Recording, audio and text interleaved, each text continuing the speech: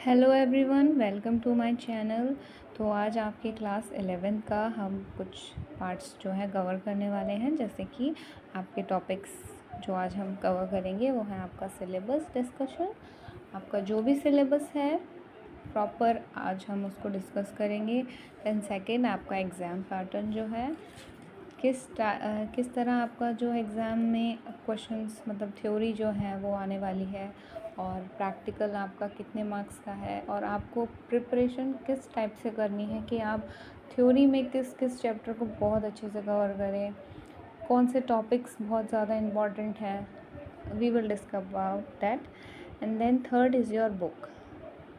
Mostly students books prefer करते हैं, I know, तो उनके लिए बेस्ट जो बुक्स हैं वो आप प्रेफर कर सकते हैं। जो सिर्फ ऐसा ही नहीं है बट प्रॉपर आपको उनके लिए नोट्स आप बना सकते हैं। And the students who are preparing for the NEET exam can also do that.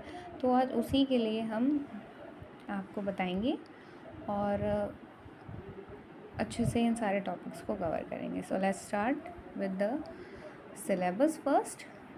Yes, the now your syllabus is first जो आपका यूनिट है उनमें हम फर्स्ट यूनिट में हम diversity in the living world, whatever the things are living, we have know that the things which are living need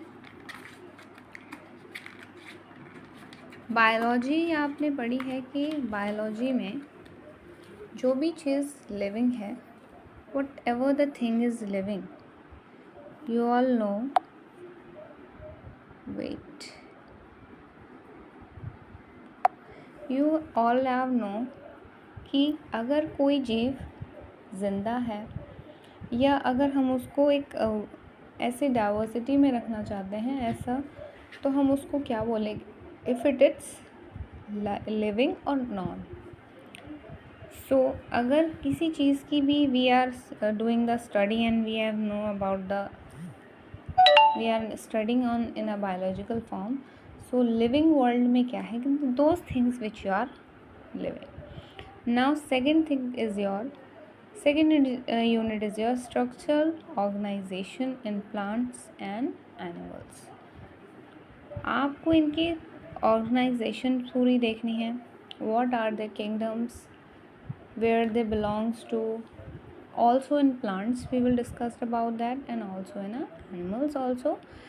Then next is your cell structure and function. We all know plants are also first made by cell, and animal also, even we are human also. We all know कि हम सबसे पहले we were the small cell, ऐसे समझते हैं इस चीज़ को।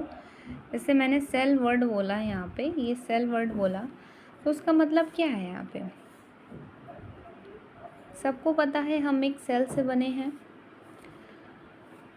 तो कोई भी चीज़ है वो आपके प्लांट्स हैं, ह्यूमंस हैं, एनिमल्स हैं, दे जस्ट बिगनिंग एक जो जहाँ से स्टार्ट होती है, जो बिगनिंग है, बिगनिंग हमारी कैसे है, एक सेल से तो बनी है। We are made by cells. अगर सेल है तो हमारे जो ह्यूमंस में होती हैं ऐसे ही प्लांट्स में है। तो प्लांट्स के भी बहुत सारे पार्ट्स ऐसे हैं कि वो अलग अलग सेल से बने हैं। ह्यूमंस में भी 2000 मिलियन टाइप्स ऑफ सेल्स हैं जिनसे हम बने हुए हैं। तो जो सबसे जो बिगनिंग है उनसे जो हम बने हैं, तो इसमें हम सेल के बारे में पढ़ेंगे, सेल का स्ट्रक्चर पढ़ेंगे, सेल के फंक्शंस पढ़ेंगे, उनके ऑर्गेनल्स के बारे में पढ़ेंगे कि उनके ऑर्गन्स क्या क्या हैं। जैसे we all know mitochondria and lysosome, ribosome, we have know about these parts and these organelles. Then third, fourth is your animal physiology. Physiology means हम किसी एक पार्ट के या एनिमल के किसी एक पार्ट को हम स्टडी कर रहे हैं and we studying that part.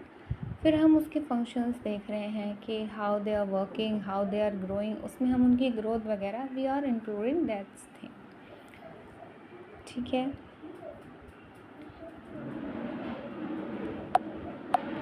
अब हम इन चीज़ों को देखते हैं। फिर आपका देखते हैं यूनिट 1 को। तो फर्स्ट यूनिट आपका क्या है कि diversity in the living world. ठीक है, लिविंग वर्ल्ड की बात मैं कहूँ तो आप देख सकते हैं जो भी जीवित जीव हैं उनके बारे में हम देखेंगे, उनकी बिलोंगिंग्स देखेंगे, वेयर दे आर, और किस टाइप से ये पाए जाते हैं, कितने हैं, मतलब किस टाइप से ये हैं, और कितने मिलियंस ऑफ लिविंग ऑर्गेनिज्म यहाँ पे आपके होते हैं। तो we will study about that. Then second is your biological classification. तो ये चैप्टर का नेम थोड़ा सा यहाँ पे थर्ड हो गया है, ये सेकेंड होगा आपका बायोलॉजिकल क्लासिफिकेशन जो है। तो इनको क्लासिफाई हमने कर दिया है उनके अकॉर्डिंग, उनके किंगडम के, उनके ओरिजिन के, एंड उनके कई सारे ऐसे पार्ट्स के अकॉर्डिंग हमने उनको क्लासिफाई किया है, जिससे we can easily study about that. Then third is your plant kingdom. Third is your plant kingdom, पादप जगत। प्लांट किंगडम मीन्स अब प्लांट को भी हमने उनके किंगडम के अकॉर्डिंग क्लासिफाई किया है, because millions of plants available हैं, मिलियंस ऑफ प्लांट्स हमने की जो यहाँ पे इंडिया में खोज है। तो इनका क्या है, इनका जो पादप जगत है, जो प्लांट्स किंगडम है, इनको स्टडी करने के लिए उनको हमने क्लासिफाई किया है। Then fourth is your animal kingdom, और एनिमल किंगडम को भी हमने क्या किया है, क्लासिफाई कर दिया है।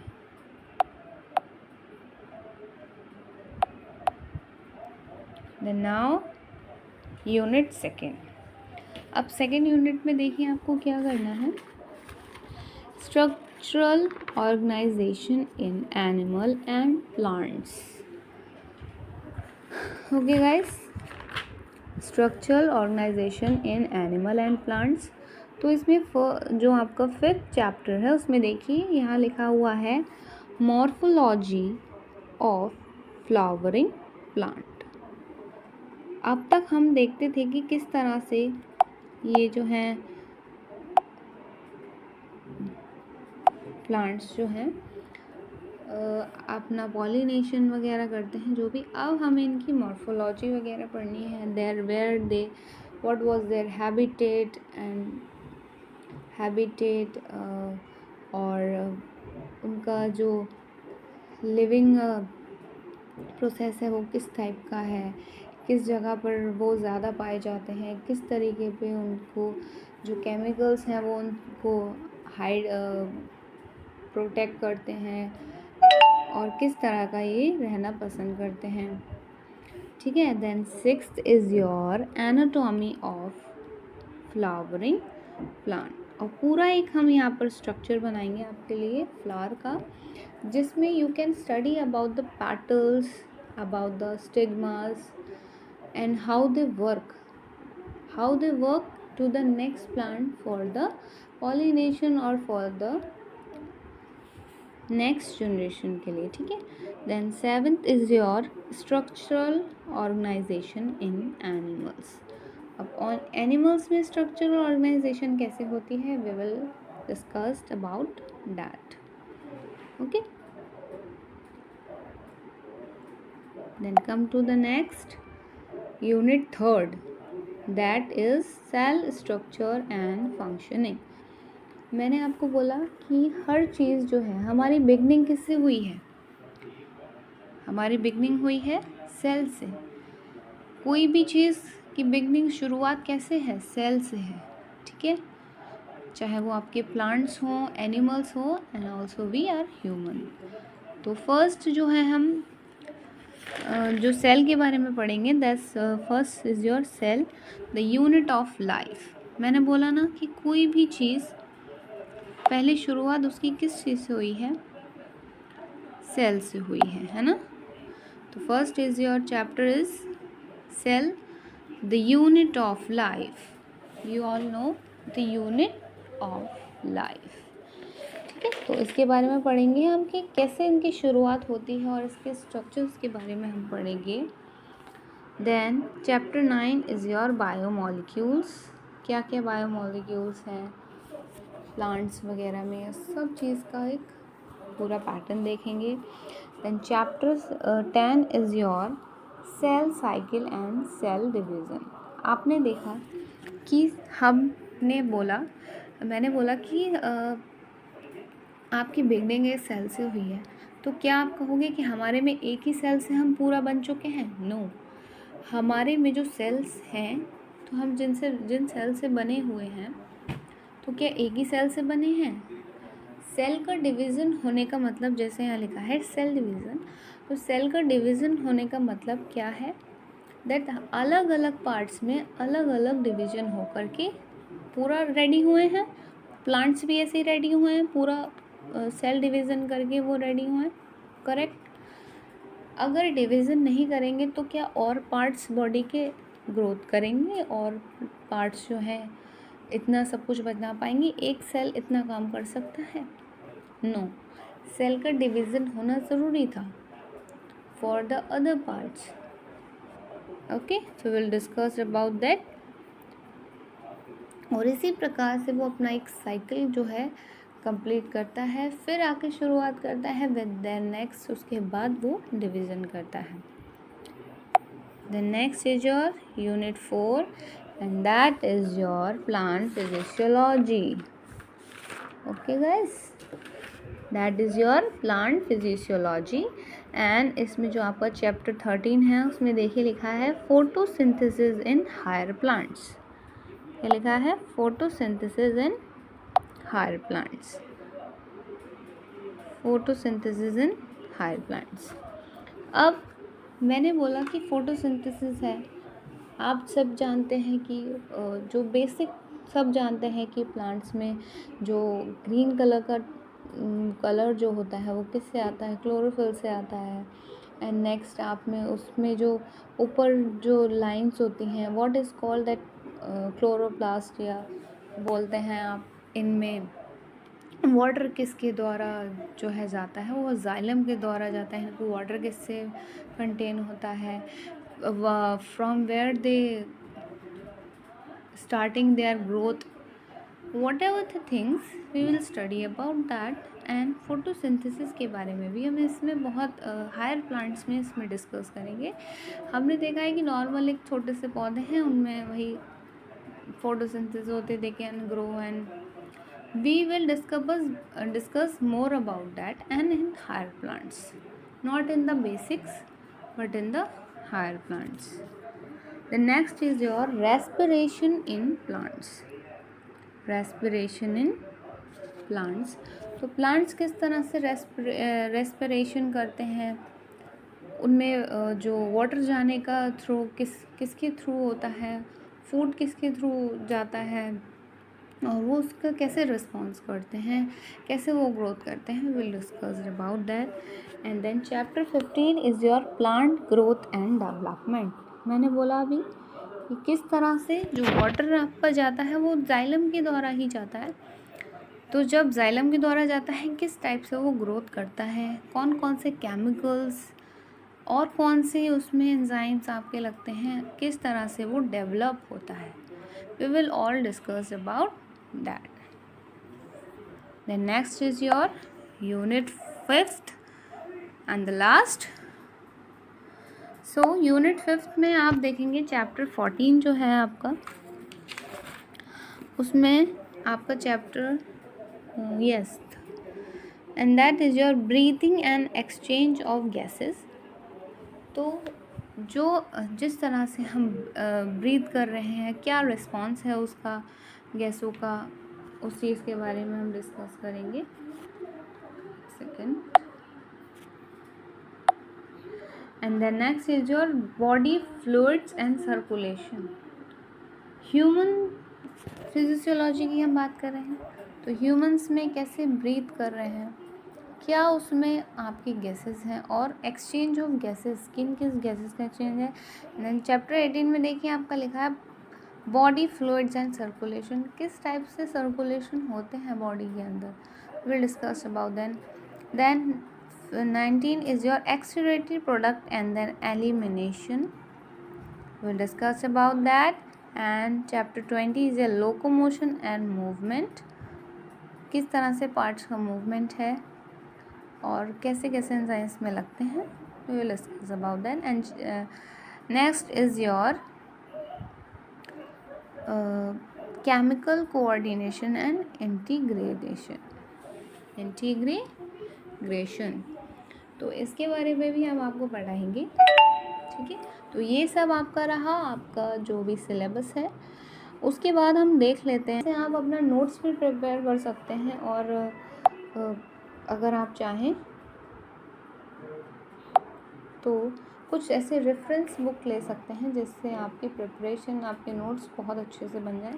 यहाँ पे फर्स्ट देखिए जो एक है NCERT बायोलॉजी टेक्स्ट बुक है एक ही, ठीक है, क्लास 11 की official CBSE book known for clear diagrams, ठीक है. यहाँ पे आपको डायग्राम्स बहुत ही क्लियर, कलर्डेड, प्रॉपर होंगे. फाउंडेशन कंटेंट है आपका, शो एंड मल्टीपल एडिशंस में आपको है, ठीक है, ये मिलेगा. And then next is your Trueman's Elementary. ये भी मैं दोनों बुक्स के बारे में बताऊंगी कि दोनों कैसे हैं. एलिमेंट्री बायोलॉजी वॉल्यूम, ठीक है, अ trusted reference with vibrant detail visuals. इसमें आपको क्या है कि आपके नोट्स वगैरह सब प्रॉपर हैं. Additional problem for class and competitive exam preparation. So competitive preparation की मैं यहाँ पे बात इसलिए कर रही हूँ क्योंकि कई सारे बच्चे 11th क्लास से अपना 11th क्लास का ही प्रिपेयर करते हैं. फॉर नीट एग्ज़ाम्स के लिए भी, कई सारे ऐसे एग्ज़ाम्स के लिए वो प्रिपेयर करते हैं, तो उनके लिए भी ये काफ़ी अच्छा रहने वाला है, ठीक है.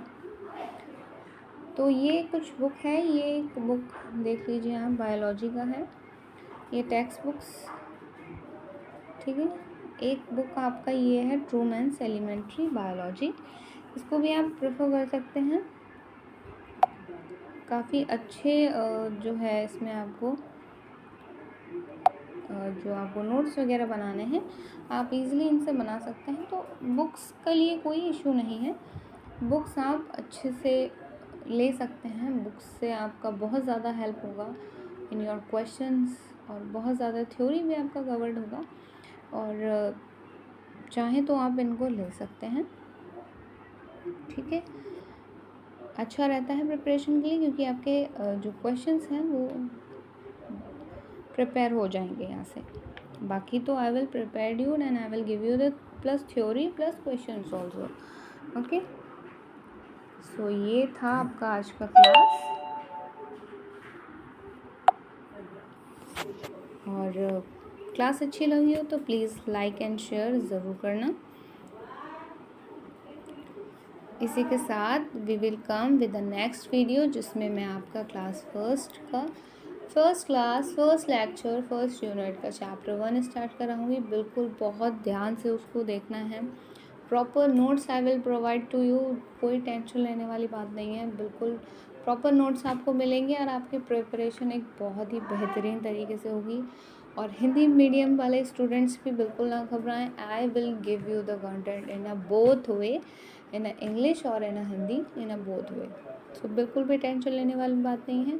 प्लीज़ अगर आपको ये वीडियो पसंद आया हो प्लीज़ चैनल को लाइक एंड सब्सक्राइब ज़रूर करें. Thank you.